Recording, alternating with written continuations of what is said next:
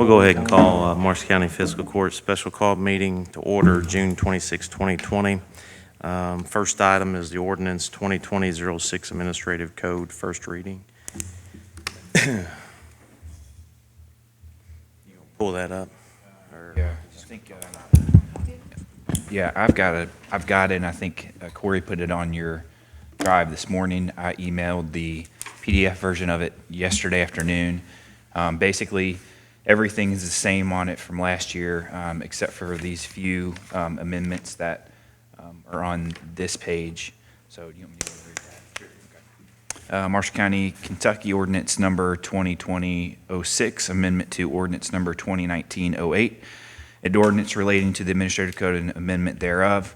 Whereas the County of Marshall adopted an administrative code by Marshall County on August 26, 2019.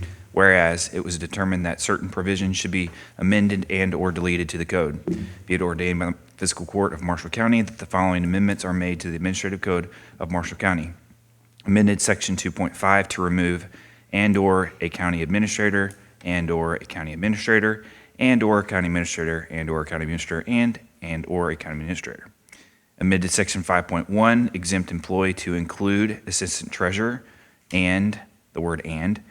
Amended Section 5.5 to remove and or county administrator.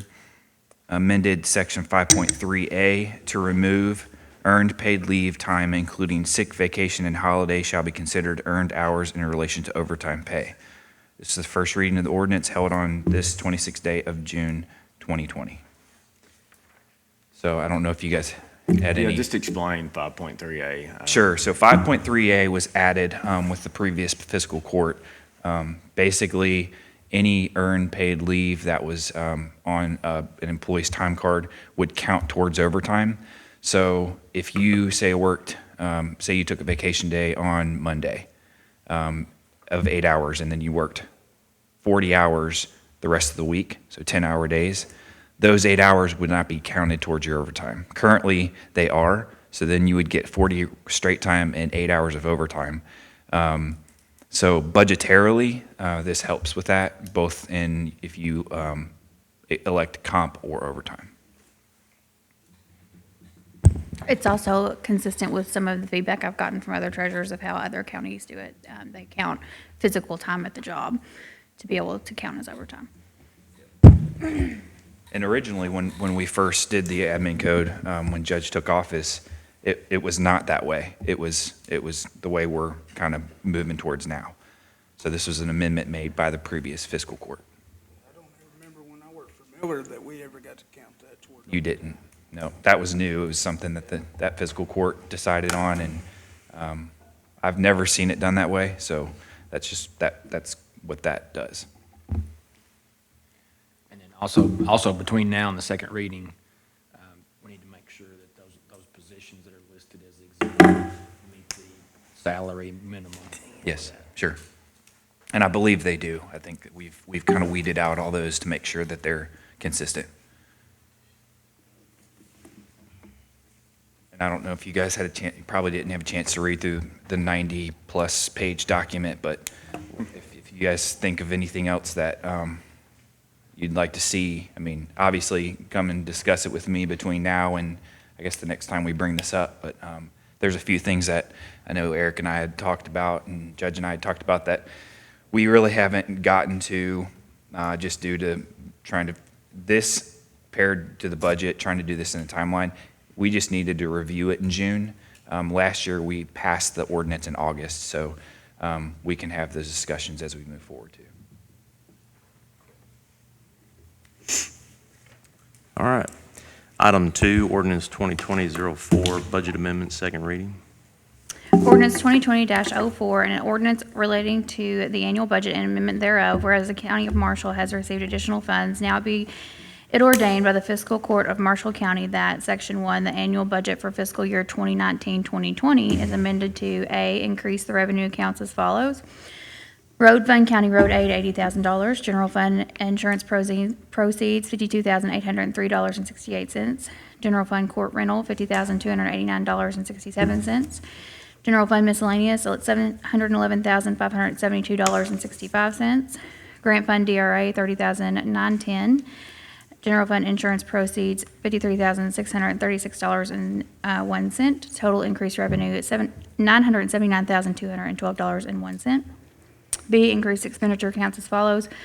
Road fund, road department bridges, $12,635. Road fund county paving, $67,365. General fund OEM maintenance, OEM generator tower maintenance, $52,803.68. General fund maintenance building and grounds, $50,289.67. General fund investments, $711,572.65. Grant fund Delta Regional Authority project, $30,910. General fund fiscal court enterprise lease vehicles, $53,636.01. Total increased expenditure of $979,212.01. Section 2, the amounts added to the revenue and expenditure accounts in Section 1 are for governmental purposes. Do I need to read the rest of it, the signature part? Okay. Approved by the Marshall County Fiscal Court the second day of June 2020. Kevin Neal approved as to form a classification this 18th day of June 2020 by Robert O. Brown, State Local Finance Officer. This amendment to the budget ordinance was adopted by the Marshall County Fiscal Court, Kentucky on the 26th day of June 2020. Are there any questions? Hearing none, we need to take action to approve this. Is there any motions? Move we approve. Is there a second? All those in favor say aye. Aye. Any opposed? Motion carries.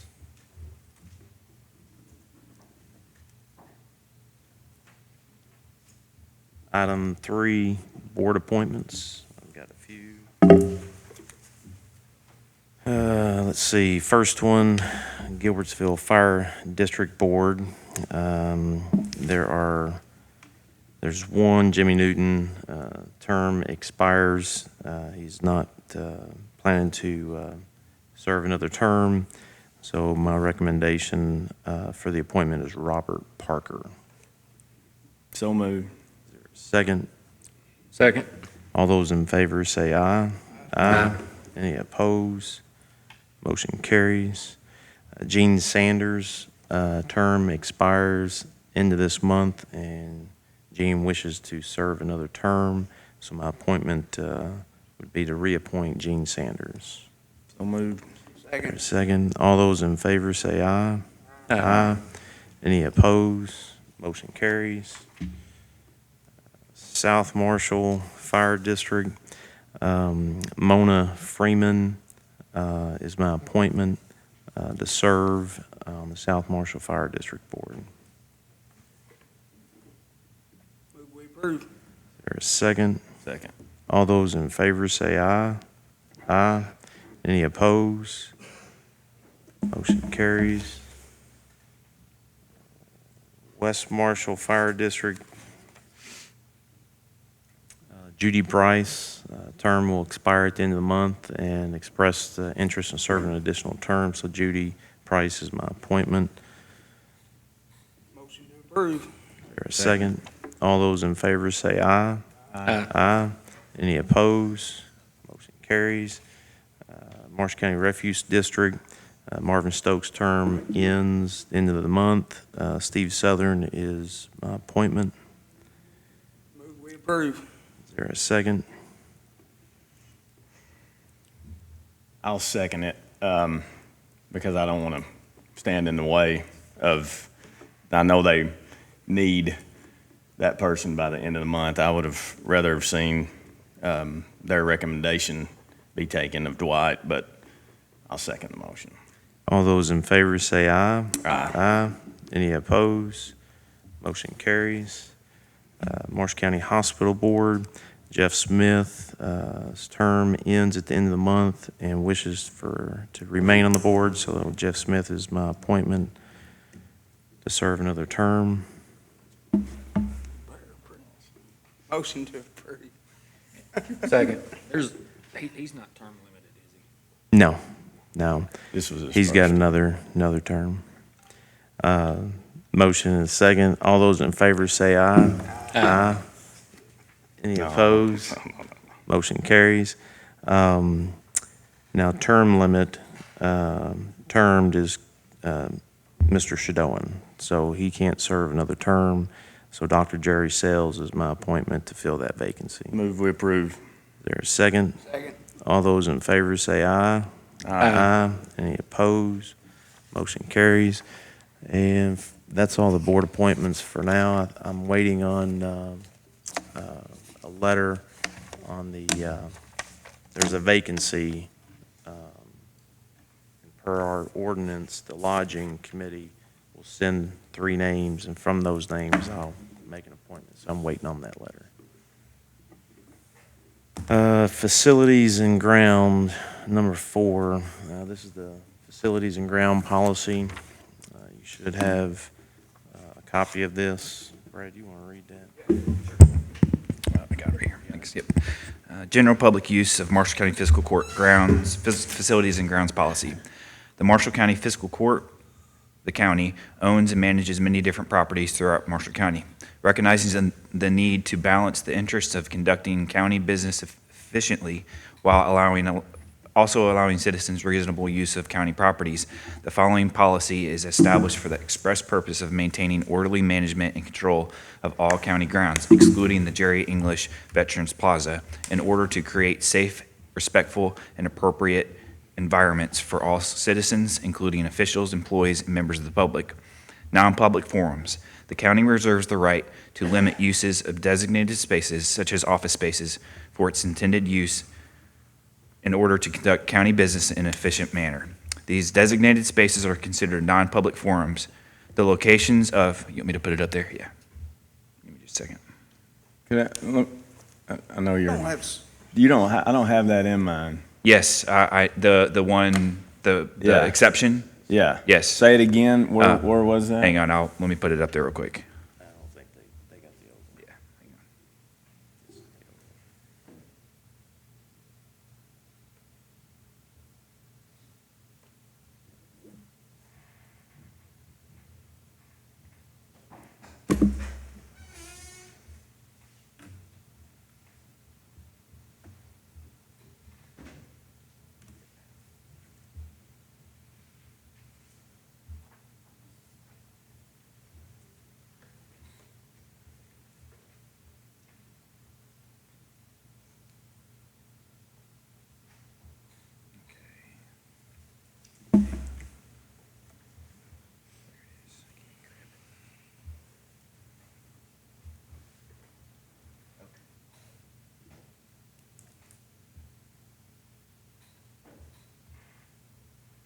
It's in that first section. You can't read that, can you?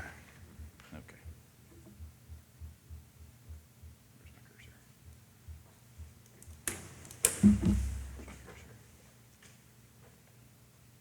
All right, give me just a second.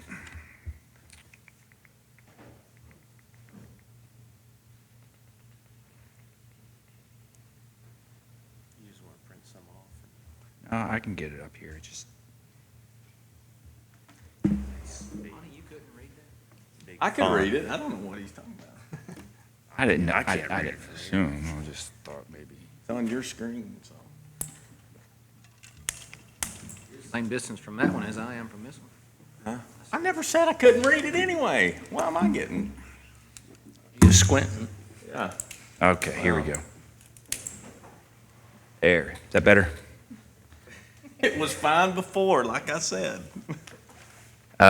So it's this section right here, excluding the Jerry English Veterans Plaza, and I'll address that later with another section.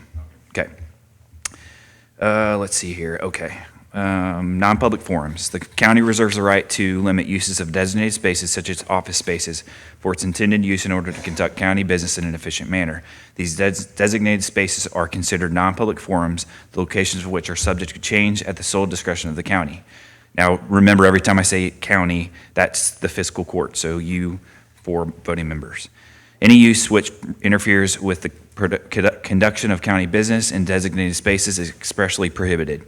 Limited and traditional public forums. The following policies apply to limited and traditional public forums. 1, the following activities are permitted where and when reasonable. A, distribution of leaflets, flyers, or other written publications. B, distribution and circulation of petitions to collect signatures. C, public demonstrations. D, verbal communication conveying information other than county business. E, other similarly protected free speech activities. 2, the above permitted activities must remain 25 feet from all public entrances to county facilities or grounds. Such activities must not interfere or restrict citizen access to county facilities or grounds at any time, regardless of distance from the entrances. Such activities must be conducted in a manner so as not to unreasonably interfere with the rights of surrounding property owners to peacefully enjoy their property, and must also not unreasonably interfere with the conduction of county business or other persons using public facilities or grounds. 3, all signs and/or displays other than those owned and/or approved by the county are prohibited from being posted on county property. Signs or displays posted without permission on county grounds will be removed and disposed of by the county. This includes, but is not limited to, statues, monuments, flags, yard signs, etc. 4, unless consented by any an appropriate agent of the county, all mediums such as chalking, painting, drawing, etc. on county property is considered graffiti and is expressly prohibited. Any prohibited graffiti is subject to immediate removal, and possible prosecution for criminal mischief. 5, unless consented by an appropriate agent of the county, camping or overnight parking on county property is prohibited. 6, the Veterans Plaza at Mike Miller Park shall be managed and controlled by a committee comprised of veterans of Marshall County. The manage and control shall consist of events, monuments, flags, etc. Existing monuments and/or structures. This policy does not apply to any monuments and/or structures that have been displayed on any county facility or grounds prior to the adoption of this policy. Nothing in this policy shall be construed to limit or prohibit prosecution for the commission of a criminal offense, nor shall any provisions be construed to enlarge rights not recognized by statute or a court of competent jurisdiction. Obviously, this is a draft. And That so, last part mean that if anybody messes with one of the monuments, defaces, destroys it, they will be prosecuted to the fullest extent of the law?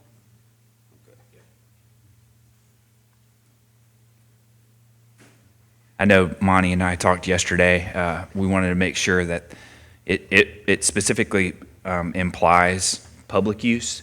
But I think the conversation we had yesterday was that doesn't mean that if you're part of a county agency, you can basically do whatever you want either.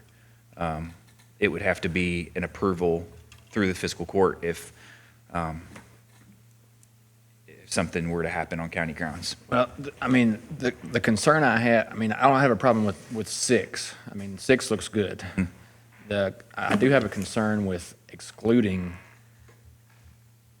This part up here. Yeah, because if you say that this policy doesn't cover the Jerry English Veterans Plaza, then, an argument could be made that you're also taking out the prohibitions on putting up signs of your own. Okay. So that's the. yeah, so in maybe- the first paragraph, if you go back to the first paragraph, the original wording,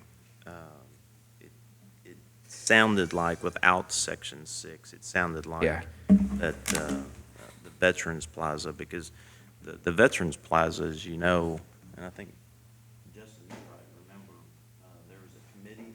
Yes, yes. So when it comes to veterans events, there are veterans that are actually, veteran organizations that are actually providing all the services at the Veterans Plaza. So you think by just taking that out?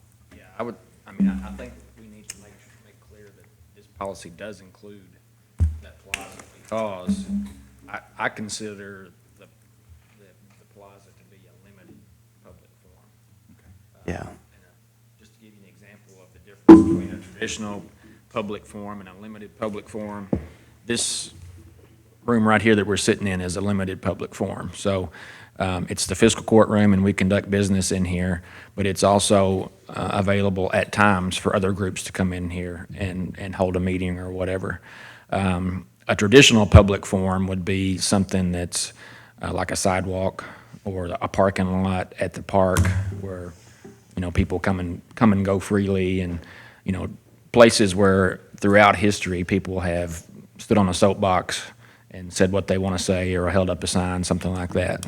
So, Yeah, but the Veterans Plaza, I believe, is a limited public forum because it's not a place where you would set up to sell something or, hand out leaflets necessarily. I mean, you can have events there, but the very nature of it is kind of like a solemn area of remembrance. So it's not open to anything and everything. yeah, and the intent, we understood it's still county property. So yeah, if that can be, Yeah, I took that exception out up top. if that can be interpreted that it doesn't apply, then that's not what the intent was. There's probably, if there's any property that we have that there's a lot of public events, it is the Veterans Plaza, and the veterans organizations are the ones that pretty much run that. There was a monument that was erected last year, I believe. It might have been the year before, and which it's a veterans monument. But this is just another example where we have a piece of property that pretty much the veteran organizations run. Therefore, we need to make sure that it reflects in our policies. So how we want that to reflect in our policies, because traditionally, if I'm not mistaken, the committee that you sit, did you sit on that committee? At one time, yeah, I was Miller's designee on there, yeah. Was that? They governed everything to do with the veterans part, but I see what Jason's saying. Yeah. I think we don't want unintended consequences happening. Sure. I know for my office, I don't want consequences for my Right, office right. because traditionally, everybody comes to my office asking, what are we doing at this plaza? In my opinion, it should be the veterans committee that actually handles. They have their events outlined every year, what events they're actually going to host for that specific location. So we just need to reflect that. Make it clear for me, so as the judge executive's office is the one that carries out these policies, we just need to make it clear on what is to be carried out. So that's what the attempt is here. So this is definitely up for discussion and how we want to make that look. Can you email that revision, Brad, Yeah. please? Yeah, I'll send it to you guys right now. And we don't have to finalize this today. This is just on here. I would, just looking at it again, I would like to Oh. add something to that. Okay, hang on.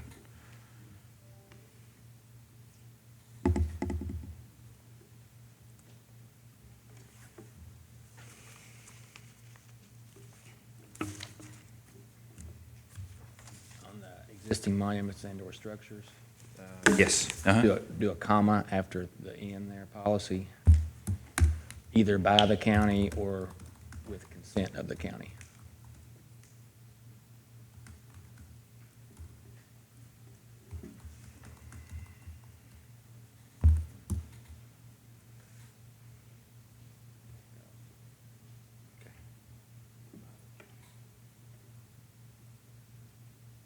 I think if you put that in there, let me think. One of those monuments out there was put up, one of the war monuments out here, but I don't know if it was an official action of the court. And putting that in there, I'm afraid you're gonna have some radical come up and say, we'll take that down. The county didn't say it could be put up. But it's been here for 50, 60 years.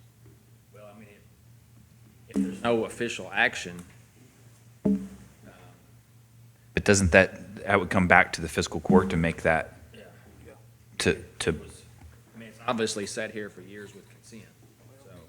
We've seen a lot of monuments set in public places, now. That could easily be remedied by just doing next court meeting. You could say that all existing monuments and structures now. You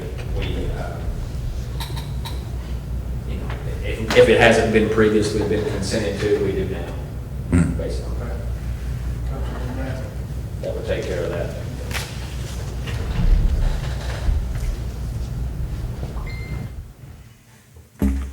Or you could just add it to that. If you're not voting on this today, you could just. Yeah, we're not.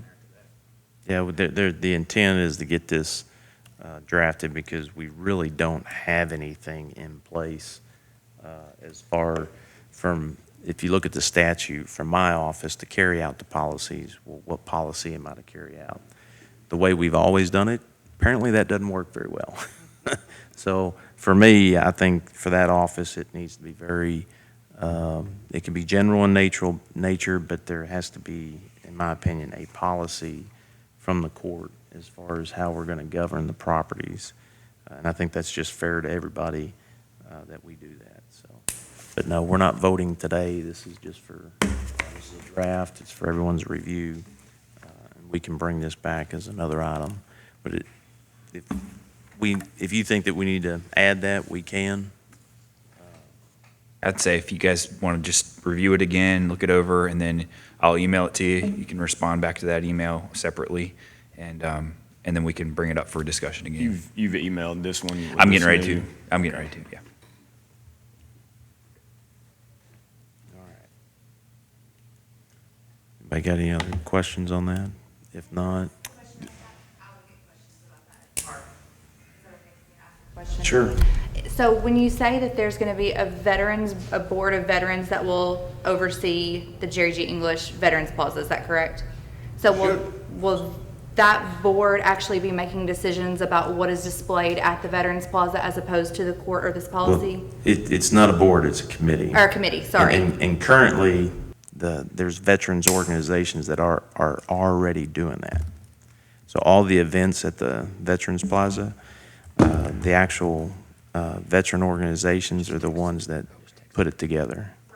So in this review of a draft policy, so by statute, the fiscal court has to set policies in place. And part of the language that was discussed today was a committee of veterans to oversee what events, what monuments for the Veterans Plaza. Obviously, this is a draft, but the intent is the fiscal court would set who has the authority. Obviously, the fiscal court has the authority, but they can put that in the policy. Now, So, but the unintended consequences piece of that, I think I could see in this too, though, because us just saying in a policy, hey, that's this Veterans Committee is one thing. It's still on property owned by the county. Oh, yeah. And so if they do something that is, I don't want to say illegal, but whatever it's still coming to the county. We're the ones who are It's gonna be- always going to come back to the fiscal court. Right now, it's coming back to my office. And if you look at the statute, put it the under fiscal the- court is supposed to put the policies in place. We don't have a policy. Yeah, I understand So that. right now, it's coming back to my office. And, just like the example, I discussed earlier, there was a monument erected, I think, last year. The fiscal court didn't have a policy for that. The fiscal court had no knowledge of that. And so the activities basically has been done, well, this is just the way we've always done it. Apparently, there was a committee put in place, but that committee came from the judge's office. But if you look at the statute, the policies have to come from the fiscal court. So this fiscal court can put in this policy whatever it wants. Whatever the policy is put in place, we're always going to, if there's discrepancies from anybody, it's going to come back to the fiscal court. Yeah, but at least, I guess my point is that everything else is voted on by the county, which is the fiscal court. That one is not. I'm okay with dealing with the decisions Well, no. that I actually made. It's the decisions that I didn't Yeah. make that I don't want. I think the intent, and this is a draft, the intent is that committee submits or basically whatever they have, like they recommend. Like, for example, what's going on right now with the Veterans Plaza is they bring, and I think you've got a copy of it, they bring all the events that they're going to have throughout the year. And then they give that to the director, and then that way the Parks Department is prepared for those events. That's happening right now. But that's happening right now with no policy from the fiscal court. Let's say that, under the current situation, they put an event in place and there's controversy. It's not coming to the fiscal court. It's coming to my office. So the fiscal court, we need to put these policies in place. If we want to continue to adopt what is already happening, and that's where you've got a committee, basically the Veteran Support Group is the actual representatives who pick and choose who's going to host the veteran events, who's going to, coordinate all the keynote speakers, what dates. They have a list. How many? 11? Are there 10? There's quite a few. Yeah. So, some are heavily attended. Some there's not much, but they have several events planned each year. But what we don't have is a statutory requirement of a policy. So what I'm saying, as it falls on the judge executive's office, there has been committees in place previously, as Justin identified. There's currently a committee in place right now, and we don't have a policy. And I'm saying that needs to change. If we're going to follow the statute, the fiscal court needs to set policies in place. To me, it's whatever the fiscal court wants to put in place. If I'm following you, just any recommendations made by the Veterans Support Committee to erect new monuments or anything in the Veterans Plaza comes to the fiscal court Correct. for final approval. That would be the. Okay. Yeah, I that's, think that that would- needs to be. if I'm gonna answer That's- for it, I want to vote on it. Yeah, but that committee, you're saying that committee already exists? It did Yes. at one time. It was me, When- Robert Chandler, Mike Miller, but I don't know who it is now. Right. It's the veteran. It's the But veterans. it wasn't a creation of the court, though, right? No. Okay. Because if the court creates a committee, then you're creating a public body, and that they would be subject to open records and open meetings and all that kind of stuff. Right. You can do that, but if it's an informal kind of group of folks, It was basically just put together to organize the Veterans Day ceremony and the Memorial Day ceremony. Mr. Chandler always took care of Memorial Day. We took care of Veterans Day out of the judge's office. so you can do it any way you want to. You could just let an informal group, but as soon as you take action to form a committee, then you've created a public body.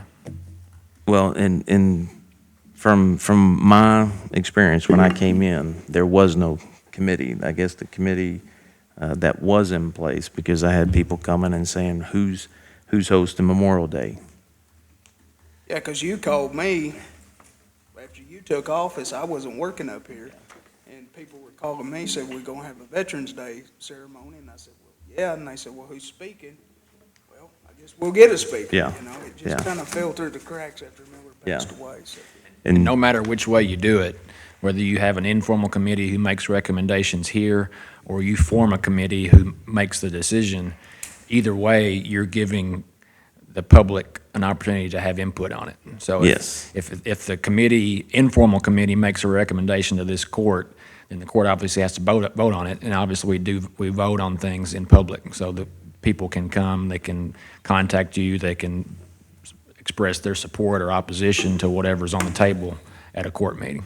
yeah, yeah, and that's not uncommon for governing bodies to have a committee in place, which I think is recommended, because right now, we've got statutory language that says that The fiscal court is to put policies in place, and then the judge executive is to carry out these policies.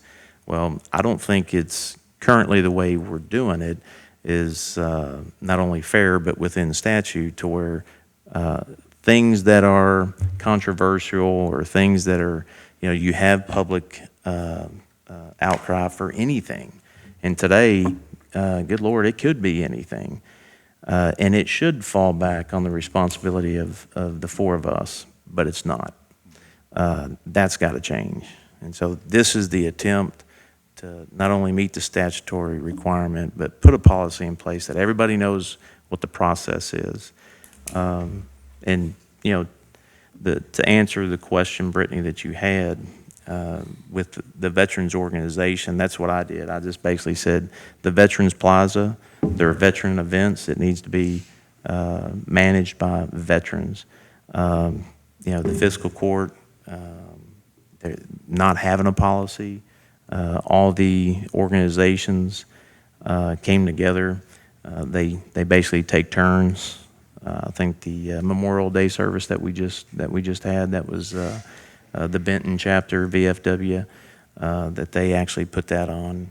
It was a lot more organized because I can tell you that my office organizing 10 or 11 events, and that's just one location.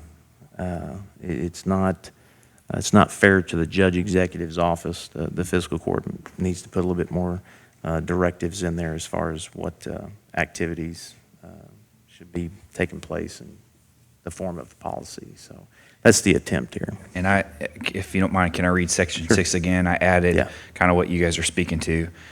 So the one that I just emailed you doesn't have this sentence in it. So I'll resend version B with this one in it. But it reads, the Jerry English Veterans Plaza at Mike Miller Park shall be managed and controlled by a committee comprised of veterans of Marshall County. The managed and control shall consist of events, monuments, flags, etc. All requests and/or recommendations for any of these activities must be submitted to the county for approval. And I would add informal by an informal committee, and if you're not going to make an okay. appointment. Okay. And then on the last section, and this was in the draft that I just sent you all, but I'll just read it so it's in the record. On the existing monuments and or structures, this policy does not apply to any monuments and or structures that have been displayed on any county facility or grounds prior to the adoption of this policy, either by the county or with consent of the county. The county does hereby expressly state that existing monuments and structures that are standing as of the day of the adoption of this policy are approved by the county. Can you change the date to date? Dated date, yep. Okay, now I will email you this version. All right. We'll move on to item 5, RDAP resolution. This is, I think we need to discuss this. I don't anticipate us to take any action on this today.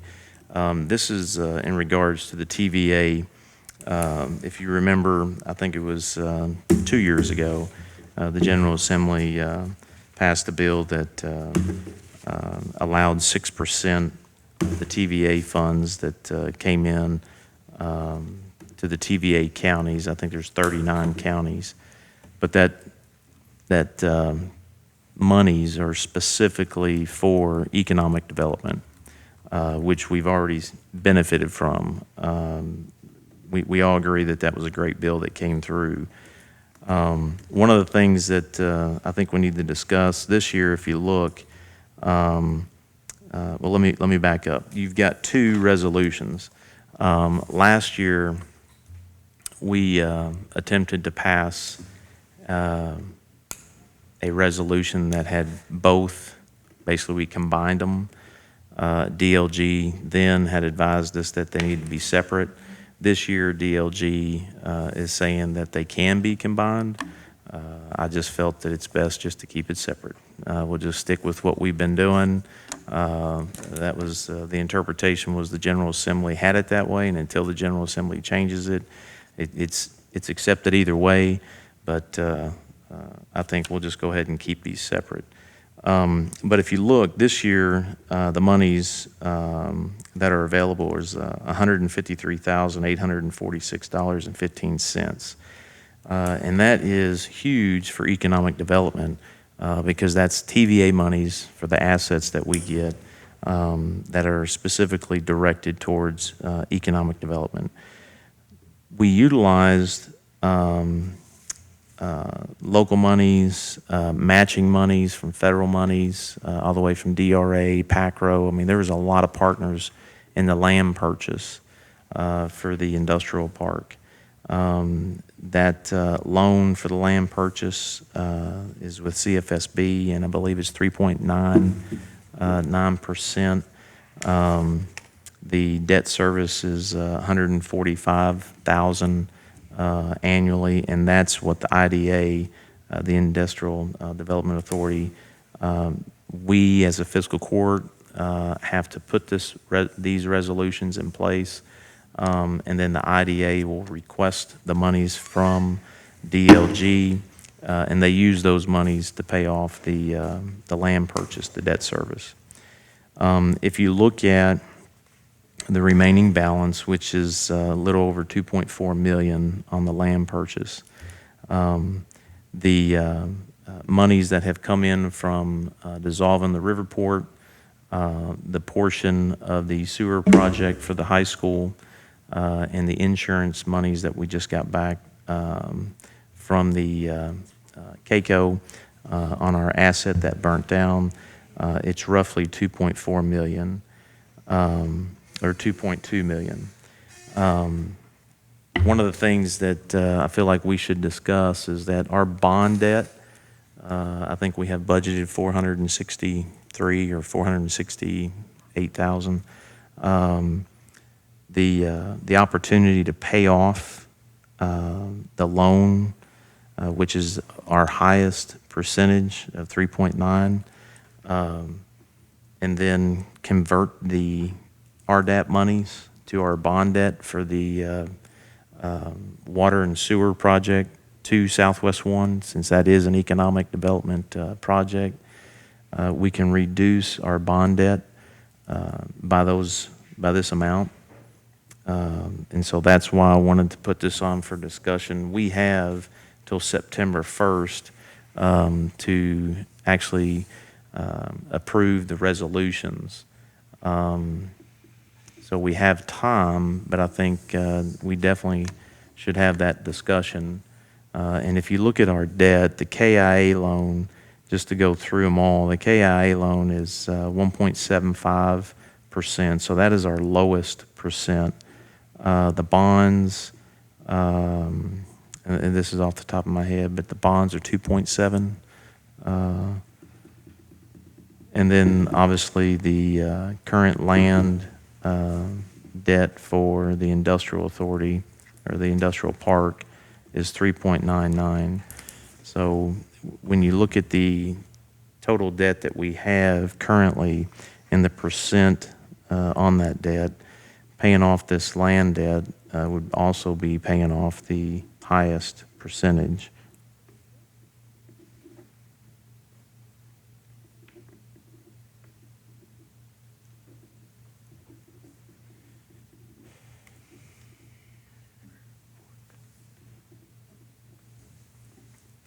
And then if you remember the contract that we have with the city of Benton, once the interceptor portion of the sewer project is completed, they will be paying annually.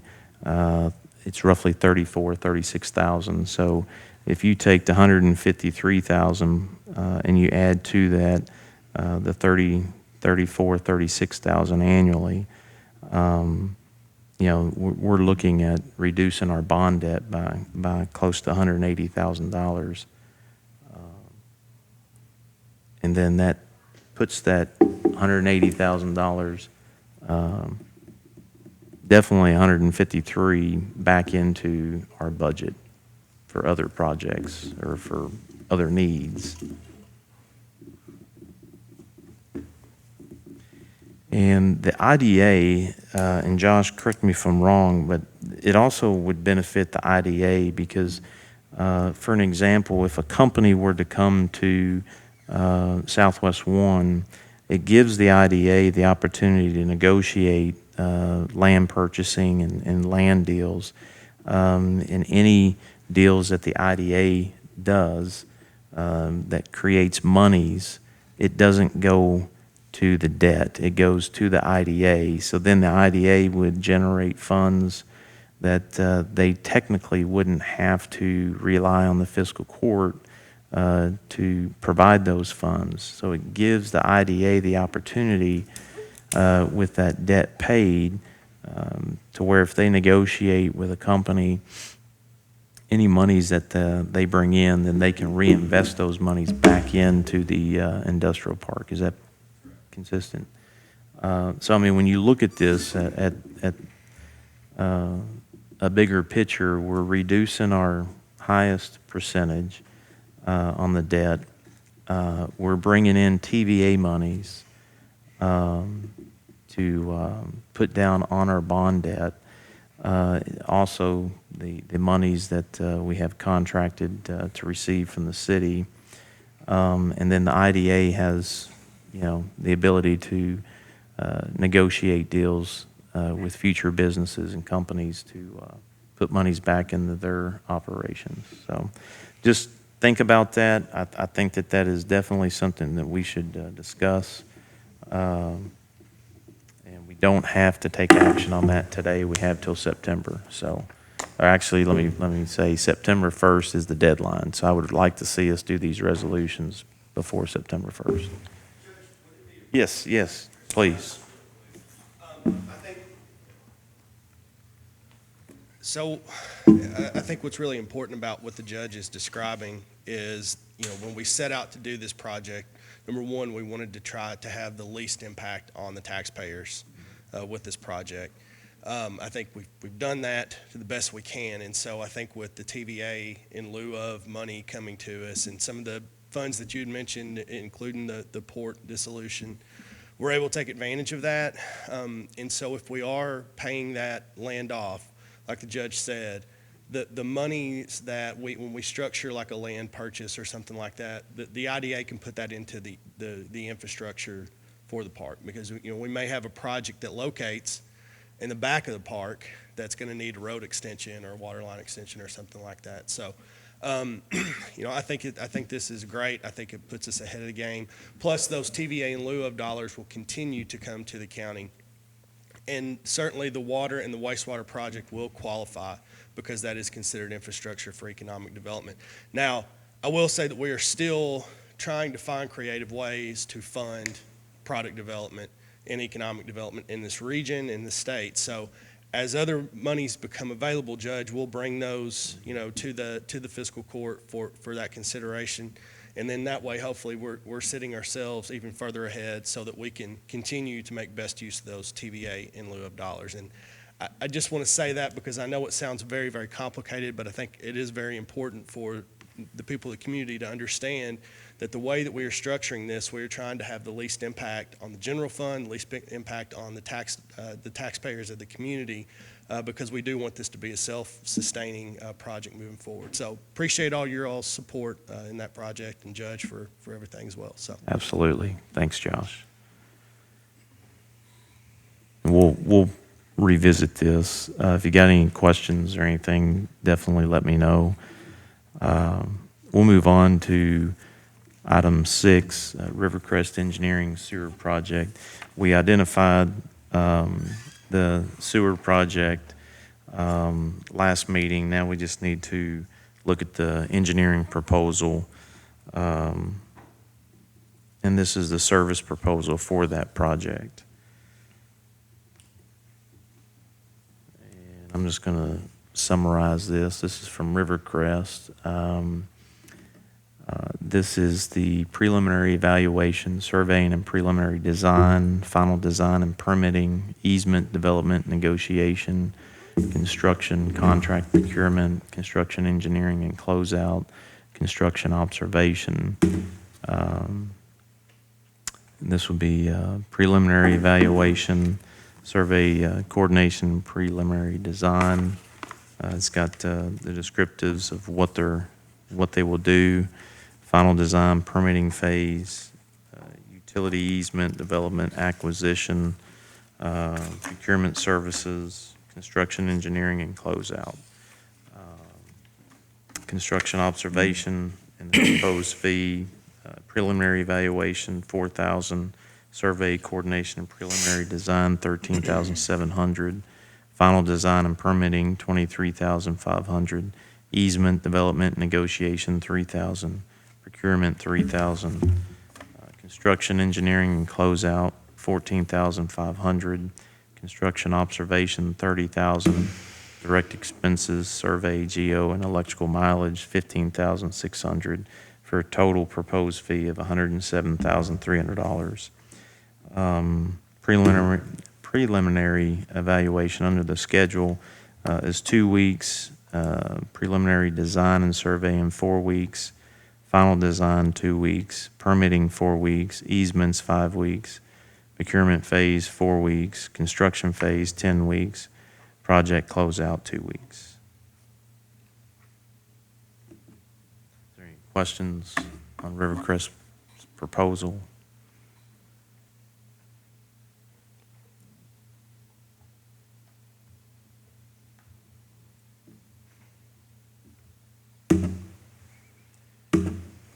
Hearing none, we would need a motion to approve Rivercrest Engineering Sewer Project proposal. Move we approve. There a second? Second. All those in favor say aye. Aye. Any opposed? No, nothing against Rivercrest. I just voted against the project initially, and I'm just following through with that. Motion carries. Item 7, appropriations transfer. I don't have any appropriation transfers. I'll have them on Tuesday, but I do have a transfer for transient tax. It's $24,820.19. That represents about 58 payments, if you were curious. 58 what? Payments, returns. Okay. Do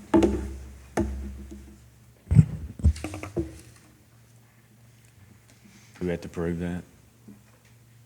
It's just a. Receipt, right? You're not moving money. Yeah, you transfer it to, Oh, okay. Yeah, yeah. So it does need action. Action I item. move we approve the appropriation transfer. Second. All those in favor say aye. Aye. Any opposed? Motion carries. Item 8, payment of the bills. Paid the bills all year, we paid the bills. There a second? Second. All those in favor say aye. Aye. Any opposed? Motion carries. Is there a motion to adjourn? So moved. Second. Second. All those in favor say aye. Aye.